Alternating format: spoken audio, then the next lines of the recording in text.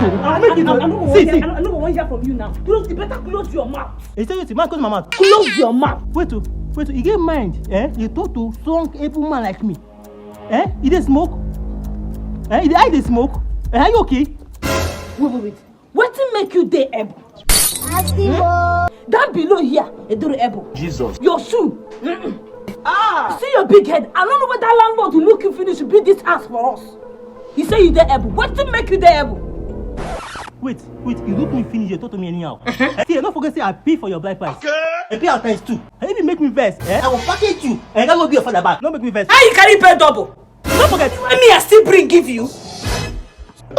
Till today you don't pay me finish. Hey, I hear me. You don't pay? How much you give me, self? I don't want put mouth for your matter.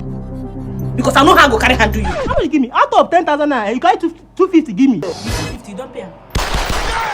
You don't pay the 250 back. Answer me, you don't pay him. What is you 250?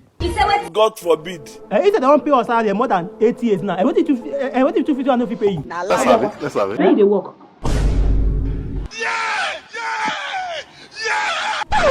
Answer me now, where you dey work? I don't forget say I need to work, but imagination won't finish me. But no worry, see, if I come back, fear my return, no. Fear my return, because if I come back, I'm going to enter this house. Come and enter now. And that is the house. I'm not going to enter. But I'm coming back for you. Enter the house. No worry, I'm not going to enter because say, I need a bit too much. Why you make me vex, I will back for you. You will pass on me. Yes. You will pass on me. Eka. You will pass on me. Don't worry. I'm coming back for you. You come back for me. Run, no. When I come back, you go hear from me. Dead body go surplus. You go hear from me when I come back. What you going to be so now? And then first you go my wife, marry back and keep for house. And what you going to be your son? Officer Benji? Who please? Afana? What did happen? I just dey hear noise everywhere for the compound now. Na my wife, oh. Your wife? Your wife who I never see her before. You don't marry? I don't understand. The wife don't marry more than 2 years now. That's when I don't marry.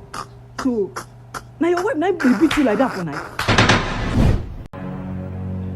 No, my guy, I don't tire. I swear to God. If anywhere I feel just divorce this wife, I will divorce her. What's gonna be so now? The people will be saying, see now she dey feed me morning, afternoon, and night. That's why I don't feel live her. Boy, you say feed the fuck up. See as you go dey halame woman dey beat you. As a man will be. See the game you I go carry you go. The woman strong well. Na lie. This one now, he go even tie himself, give you. He put her water. He go mellow for you. Are you serious? They lie for you. I'm go now. What are you there? For this time now, the woman strong well. Come show me now. I dey waste time, man. Your wife dey beat you anyhow. Come move,